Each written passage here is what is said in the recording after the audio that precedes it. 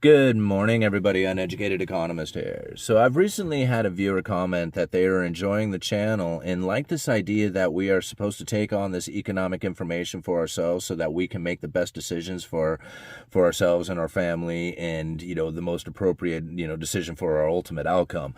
And that listening to other people is not necessarily the best way to get the information that you need in order to make this decision for yourselves. Obviously, most information is going to come from other people out there, but to take this information on for yourself, decipher it for yourself, and come to your own conclusions.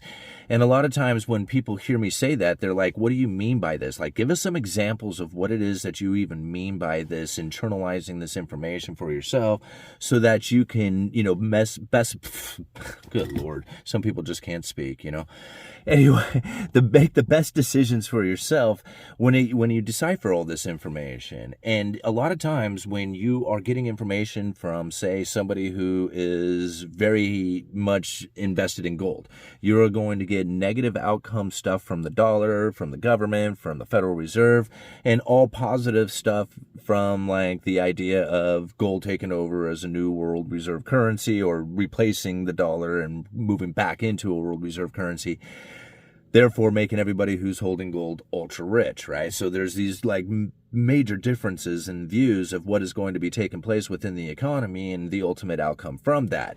Now, if you look at a lot of this information that you are seeing, you're going to find that it's very opinionated. It's very factual, right? Remember that. It is factual. But it is also very opinionated. So they'll take a piece of, factual information, blow it way out of proportion, or use it and not incorporate other information to contradict the information that they have, right? So you have to internalize all this stuff for yourself. And now I've learned more and more that if I do this, I can now make the most appropriate decisions for myself. I find that I am not in a position of worry about the economy. I mean, I do get concerns about like some of the things that I see going on out there, but I have positioned myself in a way to deal with a lot of the concerns that I see happening because I have internalized this information for myself.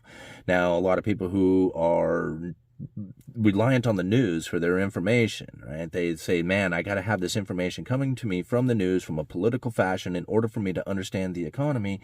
You'll be making decisions based on that, and therefore whatever happens within the political environment will then impact your life. Right? This is something important to understand because this is how you have internalized the information. This is how you have positioned yourself. And this is very dangerous, right? Because you have put it on a political outcome now, right? And now I know a lot of people are like, who have done this, they have no other way of seeing it. Believe me, I was there, I know, right? And it is very difficult to try and see it any other way other than the political fashion of it, because there is so much information from so many directions that bombard us in a political mindset. And so it's very difficult to step out of that, to separate yourself from that and then internalize just the economic information, the facts, no matter how it's opinionated to you, so that then you can make this appropriate decision, right? So now I can't really explain it any more than that. I know it's kind of like very esoteric thinking, like, how do I do this? Well, you have to then like decipher, understand, break it down, right? To not look at it from a particular fashion, but to look at it objectively, right?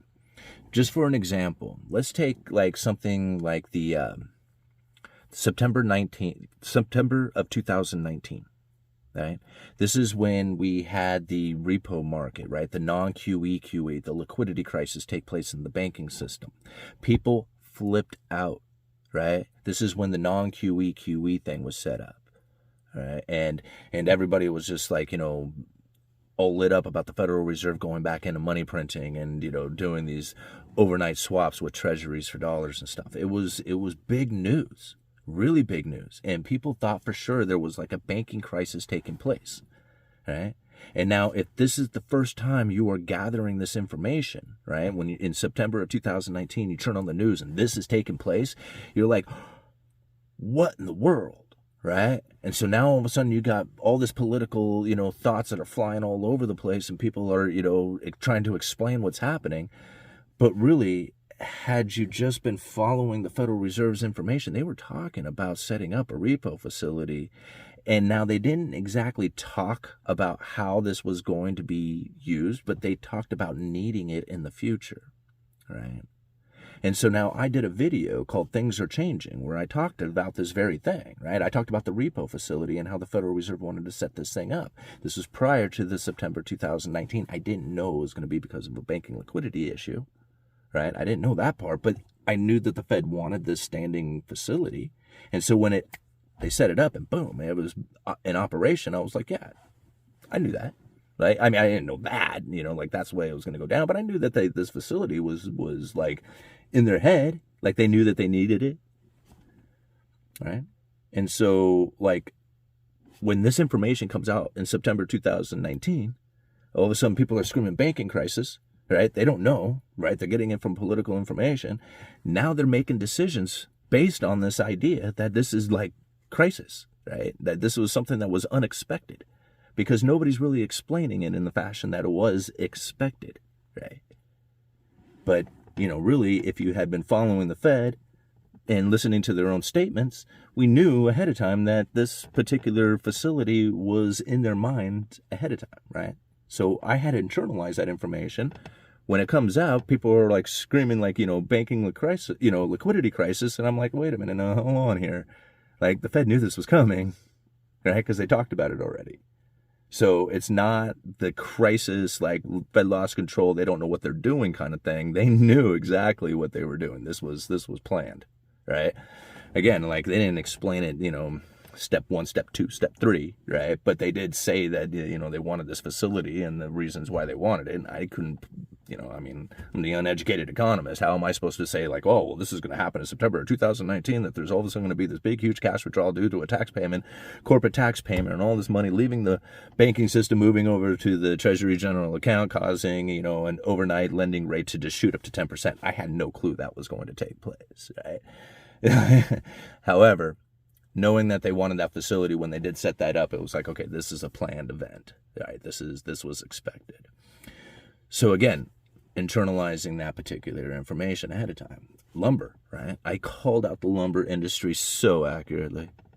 Like I called out lumber so accurately beyond anybody else. In fact, I had people shaking their heads going, how in the world is he able to do this, right? Got invited to go speak on stage, to explain what was happening within the lumber industry. But again, I had internalized most of the information to understand what was taking place within the lumber industry. I wasn't reliant on the news. Like if I was reliant on the news and the information I was like reading on the news, I was just like, these guys have no clue. Not only are they so late with the information and making it seem like this is today or so, like they missed it. The media completely missed the lumber industry, right? And that was one of the reasons why the channel here got so popular, right? Is because I had so many people going, dude, how is he doing this? How is he able to call this out so accurately? And again, it was like, if you know the mills, if you know the truck drivers, if you know the loggers, if you know the retail end, which is what I work, if you know the vendors, right? There's no corner of the lumber market that I did not know. Like I knew everybody within it, right? Or at least somebody that I could communicate with. And I had I'm talking like from the big time mills all the way up in British Columbia to, like Madison's lumber reporter who, compiles like information from mills all across the United States and Canada. As far as prices, I had information coming from every direction, and what I could see was so different from what everybody was talking about.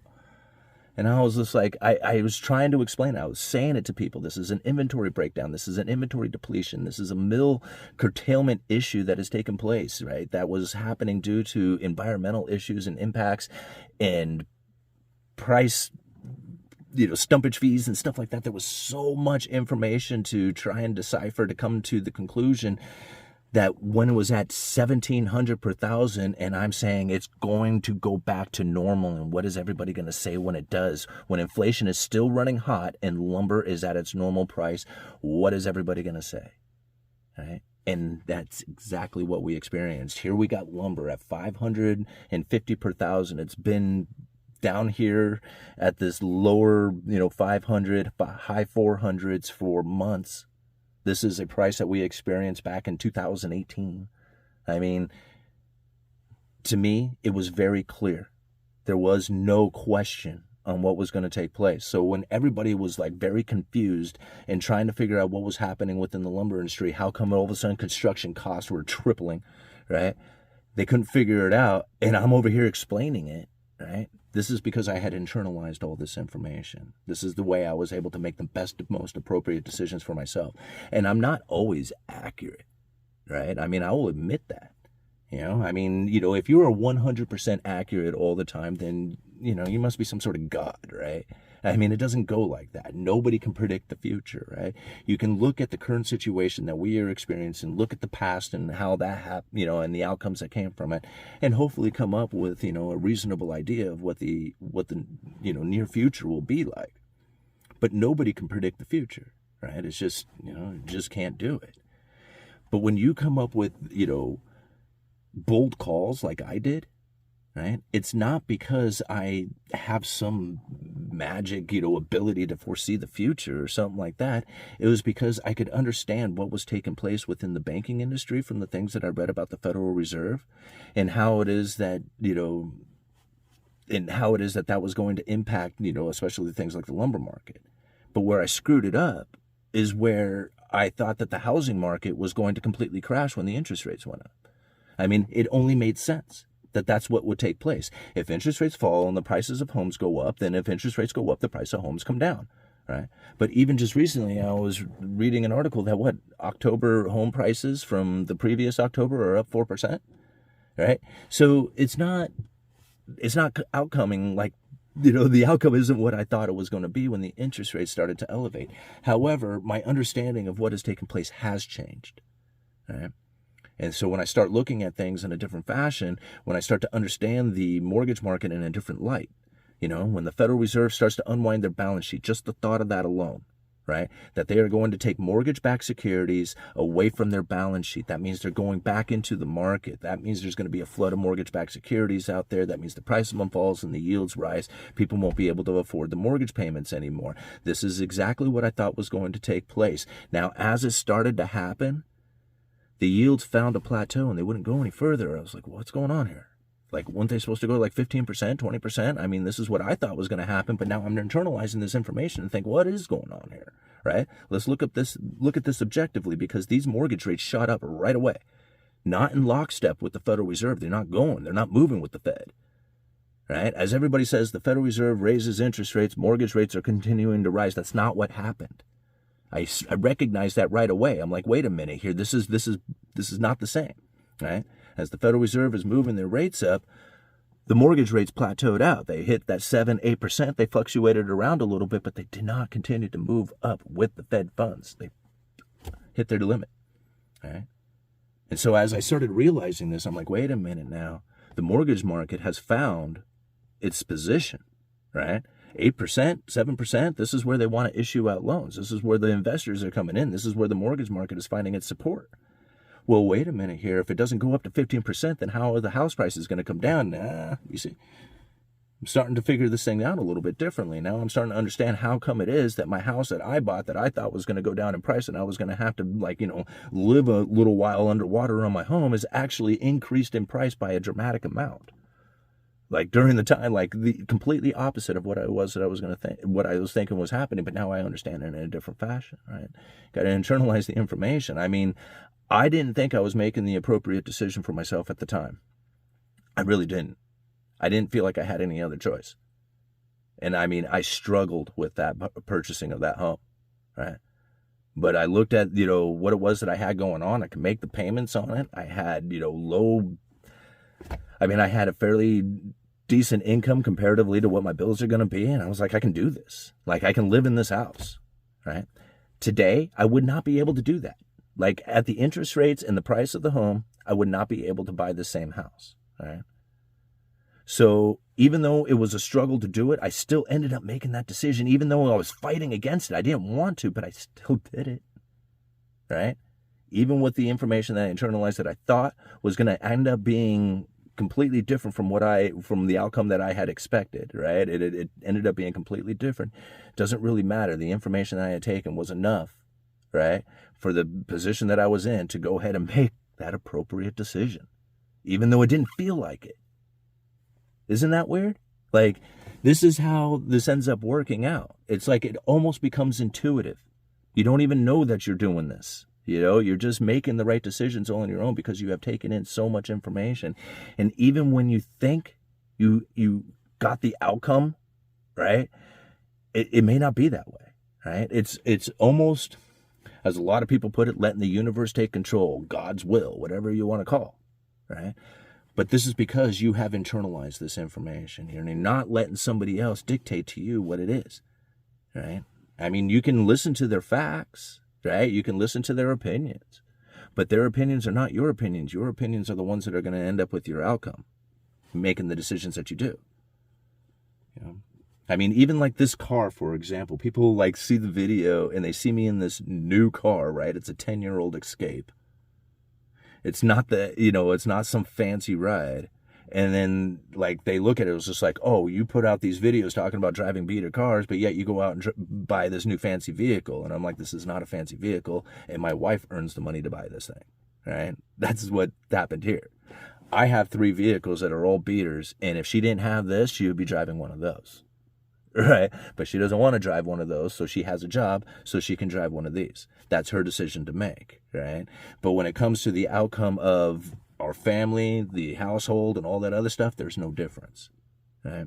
Whether she worked or didn't work, bought this car or didn't buy the car, the outcome of our family still is the same. And that's what I think, like, a lot of people misunderstand when they see me in this vehicle, and then they think, like, you put out this, like, false idea of who you are. No, I don't. I drive beater vehicles, right? And even her buying this vehicle, I was, like, very much against it. You can ask her about it. It was just like, I didn't want her to do it, but, she actually made a pretty good decision at the time, because right after that, the vehicles went up major in price, and she got a really low interest rate payment on this. I mean, it's like, I forget the interest payment on this is so low. It's just like, do not pay this thing off early. It's just like, there's no point to that. So these are, like, again, like, I don't know if these are the examples that are you looking for or what, but again, it's all about, like, how it is that we can make the best decisions for ourselves.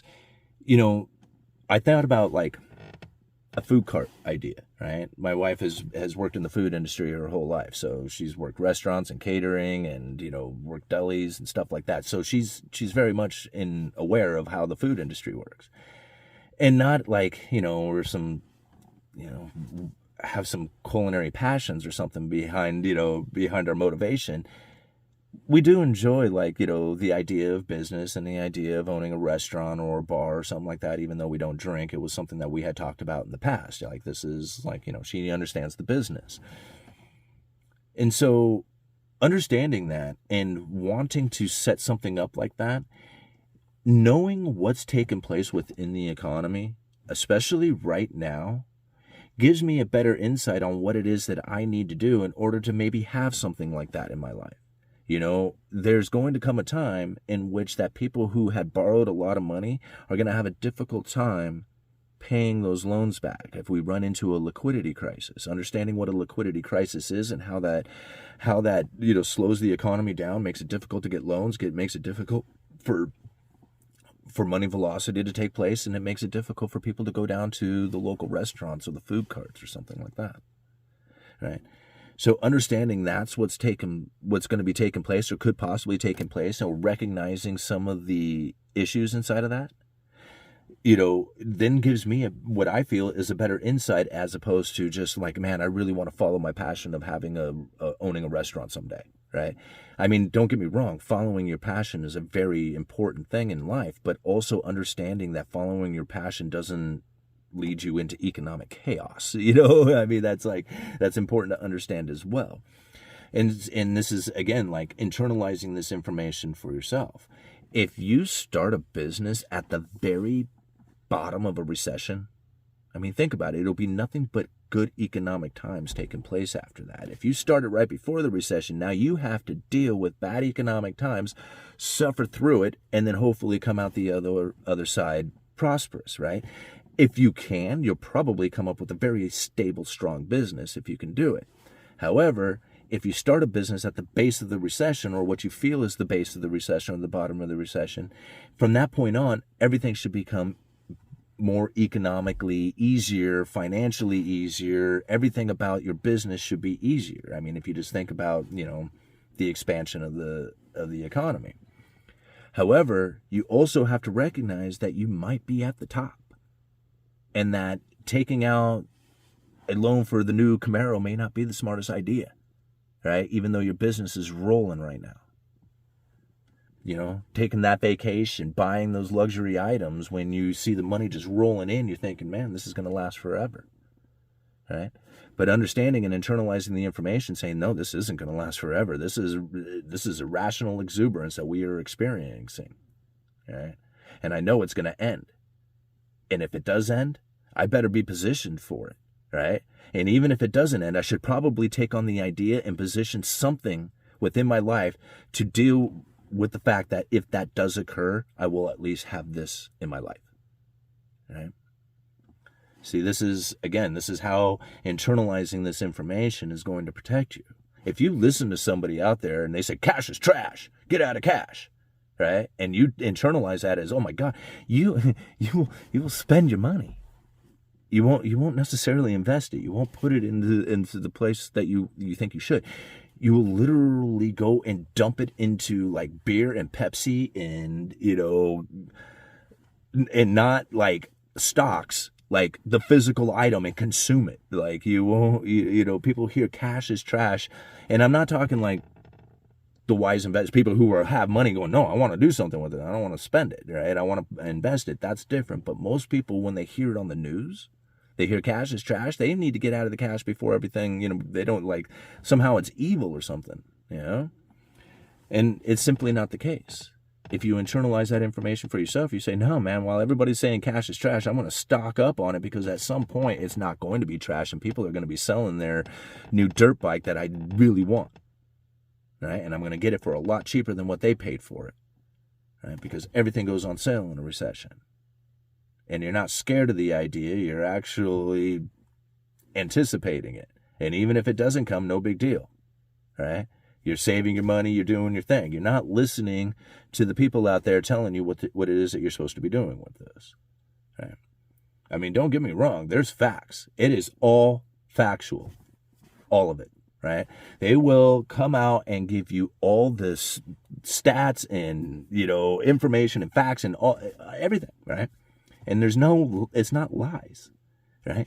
But they don't give you the information in a way that you are going to internalize it for yourself. They're giving you information as if you were them, right? And they aren't you, right? You will never be them. They have no clue who you are. They have no idea what it is that you need in your life.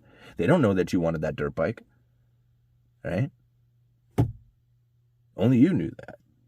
And only you knew that that's the reason why you were stacking cash, because you saw your buddy over there who was like a really cool dude, right? I mean, he loves sitting around drinking beers and hanging around the campfire and stuff like that.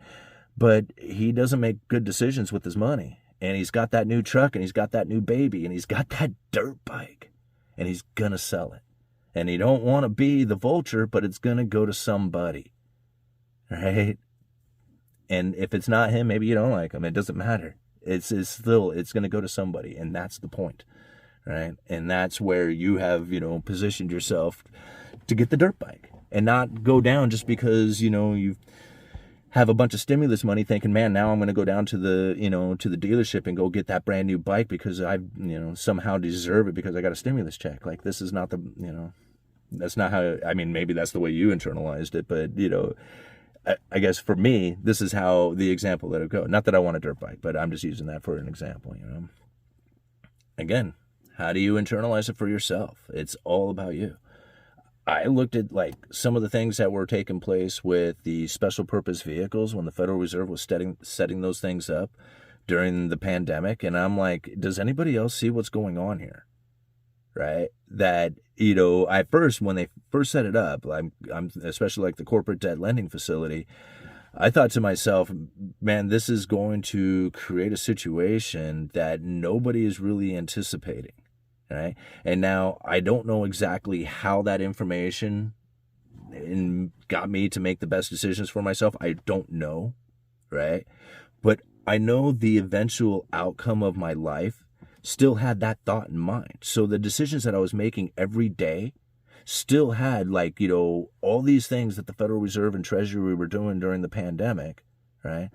That everybody thought, oh man, they're in panic. They don't know what they're doing. They have, lost control of all this stuff. And I'm looking at each one of these things going, no, man, these things were set up. Like, this is premeditated, right? All this stuff.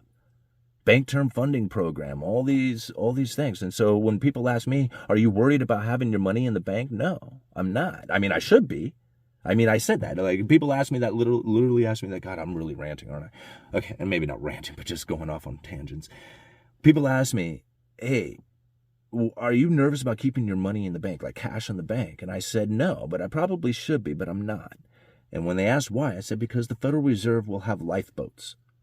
And I know that's like, it's hard to like even just openly admit it, saying that I'm going to be reliant on my money being safe in the banking system because I know that the Federal Reserve has a lifeboat. Like that right there, like even just outwardly saying it doesn't even really like make sense. Like, to me, it was just like, man, that's a dangerous position to be in. But then understanding it in the sense that, they know this is coming. Like they know the problems are out there, and they've got these tools that nobody knows about, right? And this is what and so since I have internalized it in that fashion, I know to keep my money in separate banks. That this bank may go down, but not all of them are going to go down. That keeping all your money in banks or in institutions is dangerous within itself. And that having something that's away from that third-party claim, gold or crypto or guns and ammo, something like of that nature, right? This is how I've internalized this information. It was just like, if this happens, I got a counter, right? To everything. Like nothing out there that I can think of would impact my life. Like, I mean, everything will impact your life no matter what, but nothing's going to be like, oh man, that's totally out of the blue, devastated you. I mean, if it does, it does. But, for the most part, I'm not worried about any one particular economic outcome. I'm just like here to see what it is and again, position myself for what it is that is happening out there. It's not good or bad. It just is. It's like being in the weather, like, yeah, bad weather, bad to who? I mean, if you're a duck hunter, right, bad weather is good. Like literally, like you want to be in the nastiest, harshest weather out there because that's when the birds are flying the most, right? That's when you have some of the best successes, when you're in the middle of the nastiest weather. So it's bad weather to who? It doesn't, bad weather is really like, it's subjective, to how you're going to look at it. And that's the same thing with the economy. The economy is much like the weather. Yeah, interest rates are high. I mean, did you position yourself to be in a high interest rate environment, or did you position yourself that if a high interest rate environment was to occur, you would end up losing your business, losing your house, losing your family, losing everything you have because you were just hoping and wishing and dreaming or believing that it was going to remain low for the rest of your life because that's what they said on the news. Remember? I mean, Larry Kudlow says, I don't think interest rates will ever rise again in my lifetime, or something like that. I forget. I mean, it was just like, I don't know. I don't mean to accuse him. I might be wrong on that one. But I mean, I heard this statement, and it was funny because it was even in an interview with Alan Greenspan where they asked him, what do you think about this idea that interest rates will never rise again? And he was just like, wait a minute, say that again. And they're like, yeah, interest rates won't rise again in our lifetime. And he starts chuckling. He says, yeah, I would hold my breath on that one. Right? And I mean, this is an old man, like a really old man in his 90s, right? Or something like that. And he's laughing at this lady saying, it's never going to rise in our lifetime, in like my lifetime even, It was just like, and he's an old man. All right. This is at the time. So again, like when I look at the information, I internalize it for myself to say it's not necessarily what this person is saying. It's not their opinion. The facts might be right? But their opinion may be wrong. And in fact, their opinion may be from a position that is so different from mine that it doesn't even make sense for me to follow this opinion, right? Because I'm not anywhere near that or have that going on in my life. I don't have investments. I don't have businesses. I don't have, political positions to hold or anything like that. I'm showing up every day for work and I'm trying to figure out how it is that I'm going to make the next bill, right? That is a much different position to be in than some dude who's spitting out macroeconomics on the internet or on the news or anywhere else. Like even, me giving this information, it's all should be internalized for yourself and not looked at as like, gospel or something like that. Like, everything I have to say is 100% factual. I mean, sure, I have a lot of facts within it. I put a lot of links down in the description. I have a lot of opinion that I put towards it from a working class point of view, and a lot of people can relate to this. A lot of people can't. A lot of people look at the information just going, holy crap, this guy really nailed it in the lumber industry, no pun intended, right? But really got it in the lumber industry way better than anybody else. If I had that information like he had, I could have made $1 million, and then people actually did. If you think about, like, I mean, I don't know about $1 million, but accumulatively, if you took all the people who saved money or all the people who might have earned money in investments, then it might be, right? It might accumulate to $1 million between everybody. I had so many people to come to me and say, man, because of your information, I held out on a remodel that we needed to do. We saved $20,000. Thank you so much. You saved my family $20,000. And I'm like, yeah, bro, no problem. Like, to me, it wasn't like my intention was to save you $20,000. My intention was just to come out with the information that I was seeing and present it in a way that I saw was accurate to what I was viewing, right? And because of that accurate view with no intentions, I wasn't trying to sell anything. I wasn't trying to invest in anything. I wasn't after anything. I had nothing to sell, right? All I wanted to do was just put out that information. And because I put it out accurately for the working class people from a working class point of view, working class people were able to benefit from that, right? I mean, it felt great. I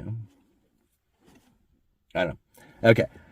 I've just rambled on way too long. Uneducated economist, you let me know.